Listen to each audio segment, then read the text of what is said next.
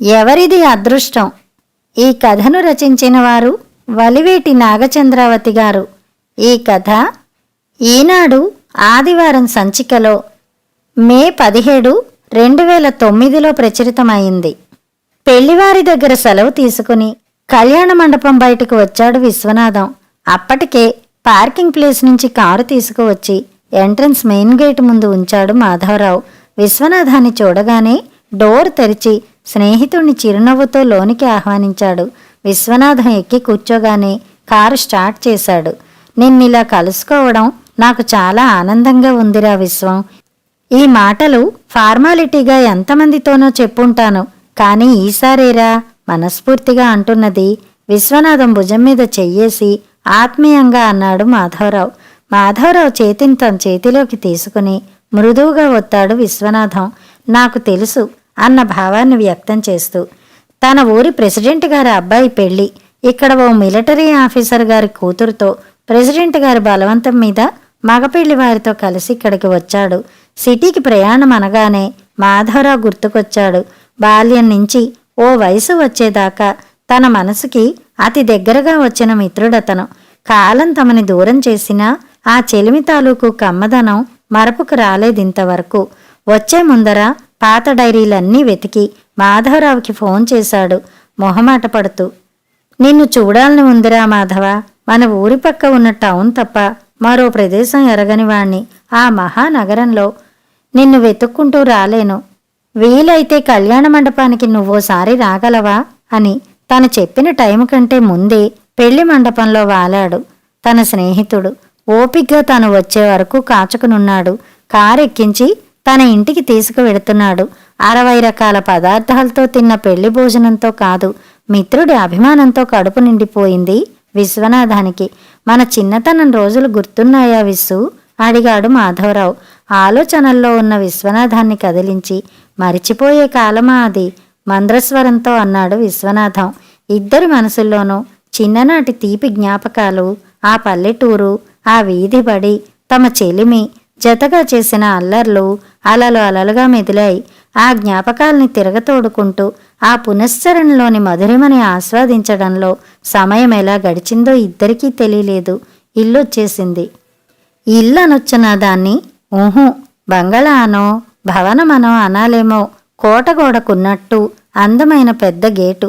Horn కొట్టగానే gate బార్లా తెరిచి salute చేసి పక్కకు తప్పుకున్న వాచ్మెన్, సరాసరి పోర్టికోలో ఆగిన కారు, ఇక్కడ స్విచ్ నొక్కితే లోపలెక్కడో సంగీతం పాడిన అలారం అన్నీ అపురూపంగా అనిపించాయి విశ్వనాథానికి.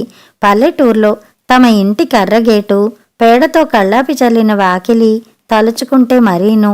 తలుపు తీసిన భార్యను నీ చెల్లెలు భువనేశ్వరి చిరునవ్వుతో పరిచయం చేశాడు మాధవరావు.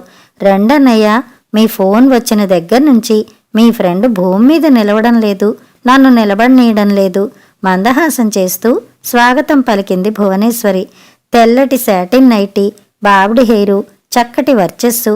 50వ పడిలో కూడా ఇంత ఆకర్షణీయంగా ఉండొచ్చని ఆమెను చూశాకే తెలిసింది విశ్వనాథానికి. ఏసీ గదిలో మెలకు వచ్చింది విశ్వనాథానికి.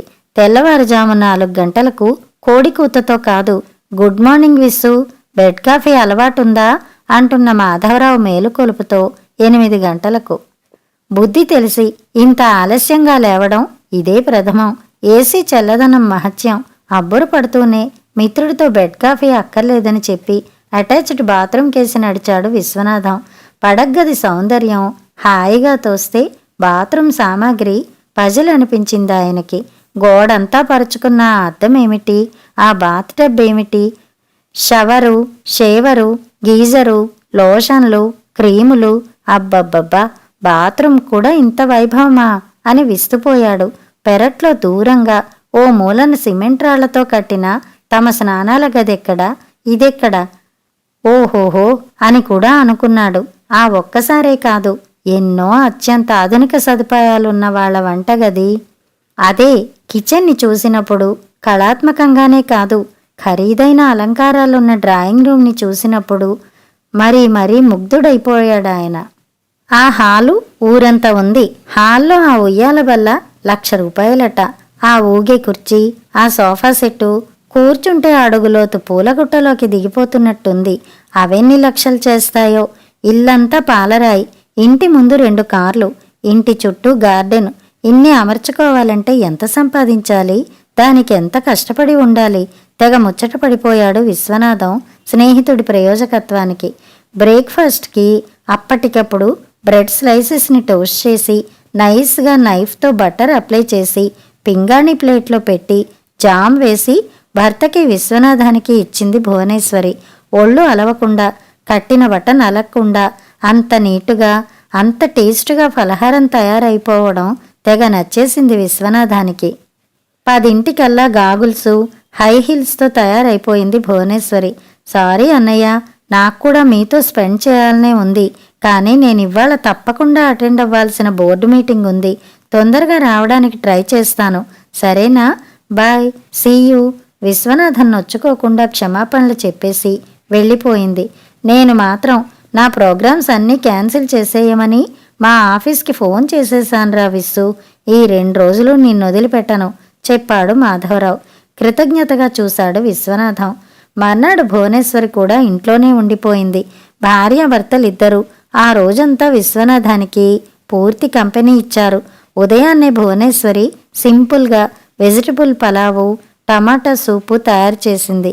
బ్రేక్ఫాస్ట్ చేసేటప్పుడే మాధవరావు తాము విడిపోయిన దగ్గర నుంచి ప్రారంభించి తన చదువు, ఆ తర్వాత అంది వచ్చిన అవకాశాలు, పైకి ఎగిసిన తన అంతస్తు క్లుప్తంగానే అయినా దాపరికం లేకుండా చెప్పుకొచ్చాడు. ఆ పైన కాలేజీ రోజుల్లో భువనేశ్వర్తో పరిచయం, ప్రణయం, పరిణయాలను, మధ్య మధ్య భువనేశ్వరి విసిరే చెణుకులను తన చెలోక్తులు జోడిస్తూ రసవత్తరంగా వినిపించాడు. విశ్వనాథాన్ని ఆకర్షించినవి ఆ విశేషాలు కాదు, ఆ దంపతుల అన్యోన్యత. ఇంకా ప్రేమికుల్లానే ఉన్నారు వాళ్ళు. నవ్వుకుంటూ, జోక్స్ వేసుకుంటూ. చాలా ఆశ్చర్యంగా ఉందాయనకి. ఆయన ఇల్లాలు మేనమామ కూతురే. ఇప్పటికీ ఆయన్ని చూడగానే భుజం చుట్టూ చెంగులు ఆక్కుంటుంది మరి. ఆ రోజు మధ్యాహ్నం భోజనాలయ్యాక కంప్యూటర్కి వెబ్కామ్ కనెక్ట్ చేసి విశ్వనాథాన్ని అమెరికాలో డాక్టర్గా ఉన్న కొడుకు దగ్గరికి, కెనడాలో రీసెర్చ్ చేస్తున్న కూతురు దగ్గరికి తీసుకెళ్లాడు. వాళ్లతో మాట్లాడించాడు. అల్లుణ్ణి, కోడల్ని పరిచయం చేశాడు. మనుమలతో హాయ్ చెప్పించాడు. అనుకున్న వెంటనే మీట నొక్కితే చాలన్న మాట. పిల్లల్ని చూసుకోవచ్చు, ఎదురుబెదురు కూర్చుని మాట్లాడుకోవచ్చు. దగ్గర లేరన్న చింతేముంటుందిక? అరటిపండు ఒలిచి అరచేతిలో పెట్టుకున్న చందాన జీవితాన్ని ఇంత సమర్థంగా మలుచుకోగలిగిన తన స్నేహితుడి వంక ప్రశంసగా చూశాడు విశ్వనాథం. ఆ రాత్రికే తిరుగు ప్రయాణం. భార్యాభర్తలిద్దరూ స్టేషన్కి వచ్చారు. ట్రైన్ కదిలేదాకా అవి ఇవి మాట్లాడుకుంటూనే ఉన్నారు ముగ్గురు. సిగ్నల్ పడింది. కిటికీలోంచి మాధవరావు చెయ్యందుకుని సెలవు మాధవ అన్నాడు విశ్వనాథం. మంచిది విస్సు అంటూనే హఠాత్తుగా గుర్తొచ్చినట్టు అన్నట్టు నన్ను మీ ఇంటికి రమ్మని పిలవనే లేదు నువ్వు అన్నాడు మాధవరావు నిష్ఠూరంగా.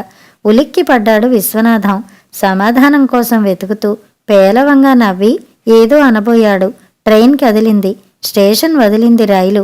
కార్నర్ సీట్లో కూర్చుని చీకట్లోకి చూస్తూ ఏమని ఆహ్వానించను నిన్ను మాధవ? ఏమున్నదని నా ఇంట్లో? వాకిట్లో మట్టి, పెరట్లో గొడ్లు. విరక్తిగా అనుకున్నాడు విశ్వనాథం.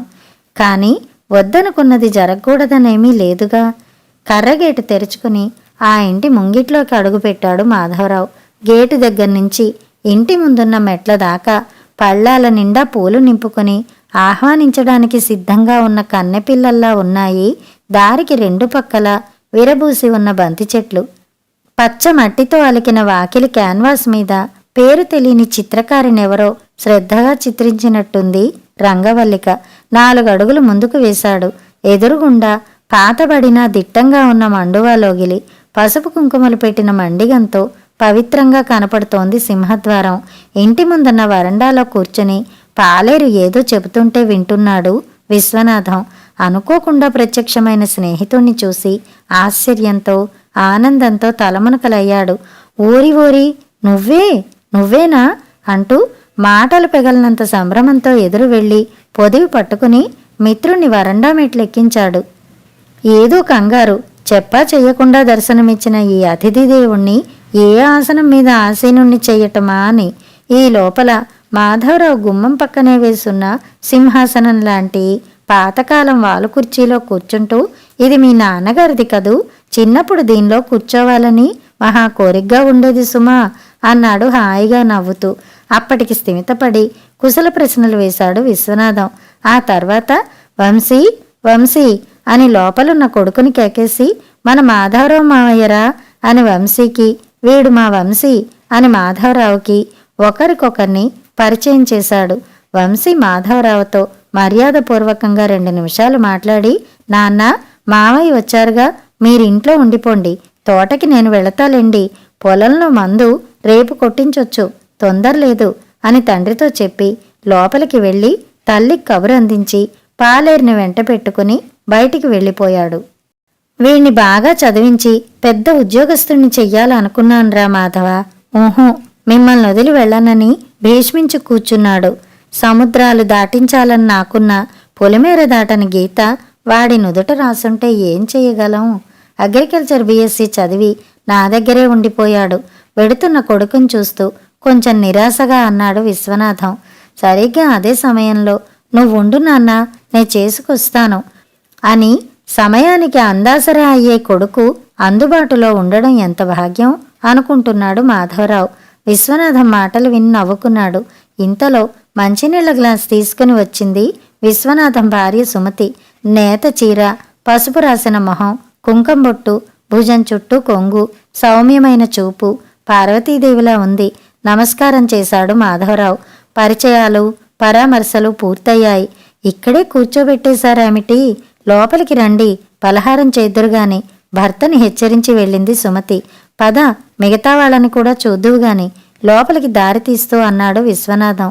సావడి వెనకాలున్న వంటింటిలోంచి ఆడపిల్లల నవ్వులు కబుర్లు వినబడుతున్నాయి. విశ్వనాథం 2 అడుగులు అటుగా వేశాడు. శార్వాణి అన్న ఆయన పిలుపు పూర్తవలేదు. తూనీగలా వచ్చేసింది శార్వాణి. మా కోడలు అని పరిచయం చేయకుండానే, నమస్కారం బాబాయ్ గారు, బాగున్నారా అని పలకరించి, మా మావయ్య మీ ఇంటికి వెళ్ళొచ్చిన దగ్గర నుంచి మీ గురించి మీ ఇంటి గురించి పొగడం రోజు లేదంటే నమ్మండి. అంతెందుకు, మీ ఇంట్లో ఏ మూల ఏమున్నదో మాకంతా కంఠోపాఠం అయిపోయిందనుకోండి అంది నవ్వేస్తూ. అలా గలగల మాట్లాడేస్తూనే పక్కనున్న చిన్న టేబుల్ సర్ది కుర్చీలు 2 దగ్గరగా లాగి నీళ్ల జగ్గు 2 గ్లాసులు పెట్టేసి వాళ్ళు టిఫిన్ తినడానికి రెడీ చేసేసింది. ఆ అమ్మాయి చురుకుతనం ఇప్పుడే చూసిన తన్ని బాబాయ్ అంటూ ఆత్మీయంగా వరసలు కలిపేసి కల్లా కపటం లేకుండా మాట్లాడేయడం మాధవరావుని ఎంతో ఇంప్రెస్ చేశాయి. ఆ క్షణంలో శార్వాణిని తన కొడుకు భార్యతో పోల్చకుండా ఉండలేకపోయాడు. ఒక పెద్ద కార్పొరేట్ సంస్థలో ఉన్నత పదవిలో ఉన్న తార తమతో కూడా రిజర్వుడుగా ఉంటుంది. తనని భువనని పేరు పెట్టే సంబోధిస్తూ ఉంటుంది. కాకపోతే పేరు చివర అంకుల్ అని ఆంటీ అని చేరుస్తుంటుంది. అయినా ఆ అమ్మాయిని తప్పెంచడం ఎందుకు? వాళ్ళక్కడ, తామిక్కడ, తాము దగ్గరయ్యే ఆస్కారం ఎక్కడ? పలహారం ప్లేట్లు వచ్చేశాయి. ఆలోచనలు ఆగాయి. పెసరట్టు, జీడిపప్పు ఉప్మా, చందమామల్లాంటి ఇడ్లీలు, చిన్న గిన్నెతో గుమగుమలాడే నెయ్యి, అల్లం పచ్చడి చూడగానే ఆకలి విజృంభించింది మాధవరావుకి. ఎన్నాళ్ళయింది ఇలాంటి టిఫిన్ తిని?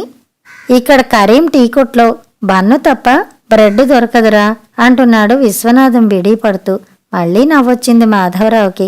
గ్లాసులతో కాఫీ సుమిత్ర తెచ్చింది. నడికట్టుతో పసుపు నలుగు పెట్టుకున్న ఒంటితో చెవుల్లో దూది పెట్టుకుని సిగ్గుపడుతూ తల వంచుకుని వచ్చే కూతుర్ని ఆపేక్షగా చూపించి, మా అమ్మాయి సుమిత్ర బాలింతరాలు, బాబుకి నెల వెళ్ళింది అన్నాడు విశ్వనాథం. ఇంటికి అతిథులొస్తే పసివాళ్లను చేతికివ్వడం పల్లెటూరి ఆనవాయితీ. సుమిత్ర కొడుకుని విశ్వనాథం ఎత్తుకు వచ్చి జాగ్రత్తగా మాధవరావు ఒళ్ళో పడుకోబెడుతూ, ఇడిగో మా బుజ్జి మనవడు మురిపెంగా అన్నాడు. అంత పసిగుడ్డును ఎత్తుకోవడం కాస్త గాబరాగానే ఉన్నా మూసుకుని ఉన్న ఆ పసివాడి అమాయకపు కనురెప్పల్ని ముద్దాడడం, సుకుమారమైన వాడి బుగ్గల్ని వేలితో నిమరడం ఎన్నడూ ఎరగని ఆనందాన్నిచ్చింది ఆయనకి. అవును, కొత్తే. కూతురికి పొరుడు పోయడం, మనవల్నెత్తుకు ఆడించడం, ఆ ముచ్చట్లు తనకేమి తెలుసునని. వాళ్ళంతా అమెరికాలో పుట్టారు. పనుల ఒత్తిడి తీరి తాము వెళ్లే వేళకి హాయ్ గ్రాండ్పా, హాయ్ గ్రాండ్మా అని చెయ్యూపే స్టేజ్కి వచ్చేశారు వాళ్ళు. ఆయన ఆలోచనల్ని చెదరగొడుతూ వచ్చేసింది యశోదమ్మ. విశ్వనాథం తల్లి ఆవిడ. తోటకి వెళ్ళి కూరగాయలు కోయించుకుని అప్పుడే వచ్చింది ఇంటికి. నువ్వు సత్యంబాబు కొడుకువా? నిక్కర్లేసుకుని తిరిగేవాడివి కళ్ళ ముందర. ఎంత పెద్దవాడివయ్యావురా? పొంగిపోతూ చెంపలు నిమిరి మెటికలు విరిచింది యశోదమ్మ. వయస్సు ఎంత మీద పడినా తల్లి లాలన పసివాళ్లని చేస్తుంది ఎవరినైనా. తల్లిలాంటి యశోదమ్మ స్పర్శ అమ్మ మాత్రమే తీసుకోగల ఆ చనువు కళ్లల్లో చెమ్మ చేరింది మాధవరావుకి. యశోదమ్మ అతని యోగక్షేమాలు అడిగింది. కుటుంబ బాగోగులు విచారించింది. ఇటుగా వచ్చిన కారణాన్ని ఆరా తీసింది. కారణం చిన్నదే, అతని తాతగారి ఆస్తి స్వల్పమైనదే. దాన్నిప్పటి వరకు తన చిన్నాన్నే అనుభవిస్తుండేవాడు. పిల్లలు గలవాడు. దేనికి అవసరమై దాన్ని అమ్మకానికి పెట్టాడు. దానికి తన సంతకం అవసరమైందట. పినతండ్రి ఒత్తిడి వల్ల ఇటు రాక తప్పలేదు. నిన్ననే ఆ పని పూర్తయింది. ఇంత దూరం వచ్చి మిత్రుణ్ణి చూడకుండా వెళ్లబుద్ధి కాలేదు. దానికి తగ్గట్టే కారు ట్రబుల్ ఇచ్చింది. చీకటిలో డ్రైవర్ని స్పేర్ పార్ట్ల కోసం టౌన్కి పంపి తానిటు వచ్చాడు. మంచి పని చేశావు మనస్ఫూర్తిగా అంది యశోదమ్మ. ఈ పూట నా చేతి వంట రుచి చూద్దుగాని. నీకు పెసరపూర్ణాలు ఆవపెట్టిన పులిహోర ఇష్టం నాకు తెలుసు అంటూ లేచింది. ఆవిడ జ్ఞాపక శక్తికి ఓపిక్కి విస్తుపోతూ మీకెందుకమ్మా శ్రమ అని మాధవరావు వారించినా వినిపించుకోలేదావిడ. చూసావుగా, అది వరస. ఒక్క క్షణం ఖాళీగా ఉండదు. అమ్మదే పెద్ద బెంగైపోయిందిరా మాధవ. నాన్న పోయాక ఆరోగ్యం బాగా దెబ్బతింది. 2 రోజులు లేస్తే 4 రోజులు పడక పెడుతుంది. అమ్మ పడుకుంటే నాకు పిచ్చెత్తినట్టుగా ఉంటుందనుకో. కాస్త విశ్రాంతి తీసుకోమ్మా అంటే వినదు.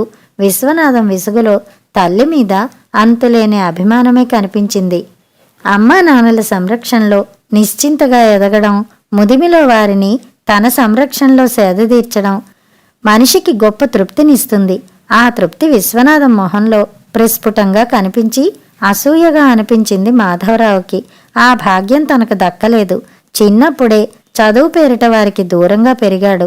తను MBA చేస్తూ అమెరికాలో ఉన్నప్పుడు వారిని పూర్తిగా పోగొట్టుకున్నాడు.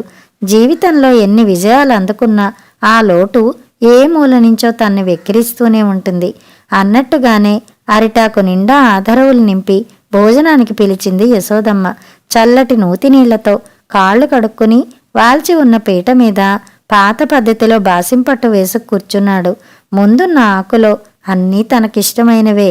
తిని ఎన్నాళ్ళు కాదు ఎన్నేళ్లయిందో.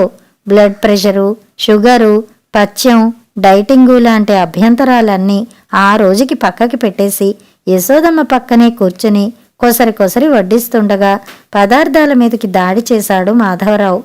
సహపంక్తినే ఉన్న విశ్వనాథం మటుకు ఏం తింటున్నాడో ఏమిటో అంతుపట్టడం లేదు. ఓళ్ళోనేమో మనవరాలు, వీపు మీద ఉప్పు బస్తా ఊగుతూ మనవడు. చేతికి తీసుకున్న ముద్ద నోటిదాకా రానియడం లేదు వాళ్ళు. పులుసులో ముక్క పెట్టమని ఒకరు, పులిహోరలో జీడిపప్పు పెట్టమని ఒకరు మారాం. అవన్నీ ఏరి వాళ్ళకి మార్చి తినిపించడంతోనే సరిపోతుంటే ఇంకెక్కడి తిండి. అయినా విసుగంటూ కనిపించదే విశ్వనాథం మొహంలో. పైగా ఎంతో ఇష్టమైన పని చేస్తున్నట్టు చిరునవ్వు. అతి కమనీయంగా ఉన్న ఆ దృశ్యాన్ని పదే చూడబుద్ధి అయింది మాధవరావుకి.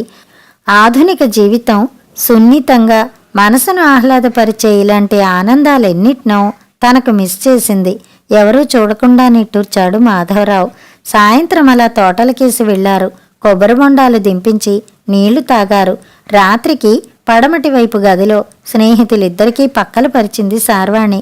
డబుల్ కాట్ లేదు, డన్లప్ పరుపులు లేవు, ఏసీ అసలే లేదు. ఉన్న ఒక్క ఫ్యాను గర్రుమంటూ పెద్దగా శబ్దం చేస్తుంటే అది కూడా ఆపు చేయించాడు మాధవరావు. పారిజాతం పూల మించి సుగంధాలు మోసుకొచ్చి పడమటి వైపున్న కిటికీలలో నుంచి విసిరి రువ్వుతోంది గాలి. సావిడి పక్క గదిలోంచి పసిపాప ఉంగా ఊకుళ్ళు ఉయ్యాల ఊపుతూ సన్నని స్వరంతో అమ్మమ్మ పాడే రామాలాలి జోలపాట, సన్నగా సాంబ్రాణి వాసన. పక్క మీద వాలిన 10 నిమిషాల్లోనే విశ్వనాథం చెబుతున్న కబుర్లు వినిపించడం మానేశాయి మాధవరావుకి. మెలకు వచ్చేసరికి కారు వచ్చేసింది మావయ్య చెబుతున్నాడు వంశీ. గంటలో తయారైపోయాడు. అతన్ని సాగనంపడానికి ఇంటిల్లిపాది కారు దగ్గరికి వచ్చారు. పేరున అందరితో వెళ్ళొస్తానని చెప్పాడు మాధవరావు. అరిసెలు సున్నుండలు ప్యాక్ చేసి కారులో పెట్టింది శార్వాణి. అమ్మాయిని మా పిండి వంటలు రుచి చూడమన్నాయన చెప్పింది యశోదమ్మ. నవ్వి కారెక్కాడు మాధవరావు. కారు కదిలింది. తల బయట పెట్టి చెయ్యి ఊపుతూ వెళ్ళొస్తాన్రా విశ్వం అన్నాడు మాధవరావు. దగ్గుతికపడి మాట రాక తల ఊపాడు విశ్వనాథం. మాధవరావు కళ్ళ ముందు నుంచి మమతల కోవెల్లాటి ఆ ఇల్లు మమకారాలు పంచడం తప్ప మరేడాంపికాలు ఎరుగని ఆ కుటుంబం, ప్రశాంతమైన ఆ ఊరు మెల్లమెల్లగా జరుగుతూ కనుమరుగవుతున్నాయి. ప్రేమానురాగాలు పంచిపెట్టే నా అన్నవాళ్లంతా చుట్టూరా ఉంటే అష్టైశ్వర్యాలెందుకు? ఉన్నదానిలో తృప్తిగా ప్రశాంతంగా బతకడం కంటే సుఖం ఎక్కడుంది? వాటిని శాశ్వతంగా పొందగలిగిన విశ్వనాథం ఎంత అదృష్టవంతుడు అనుకున్నాడు మాధవరావు.